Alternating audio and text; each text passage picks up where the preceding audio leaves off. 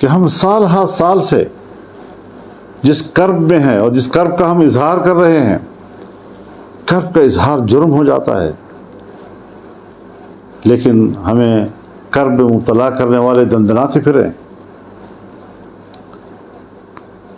یہ وہ ساری چیزیں ہیں جس پر ہم نے قومی سطح پہ غور کرنا ہے۔ ہم بری طرح دہشت گردی کا شکار ہیں، لیکن دہشت گردی کا خاتمہ مقصود ہونا چاہیے۔ دہشت گردی کے نام پر تجارت کرنے کی اجازت نہیں دی جا سکتی۔ جرم کا خاتمہ چاہیے۔ جرم کو اپنے مقاصد کے لیے استعمال کرنا بذات خود ایک بہت بڑا جرم ہے، اور ہم اس حوالے سے حساس ہیں، کوشش کرتے ہیں کہ اپنے کرب کو چھپائیں،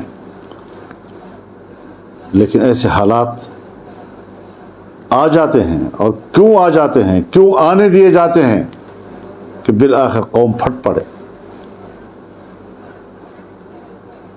ہم مصلحت کے تحت بہت باتیں نہیں کرنا چاہتے،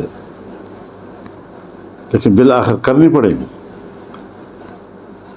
تو یہ ساری صورتحال میں واضح کر دینا چاہتا ہوں، جمعیت علماء اسلام امن کی جماعت ہے، تحمل اور برداشت کی جماعت ہے، لیکن تحمل اور برداشت کی بھی ایک حد ہوا کرتی ہے۔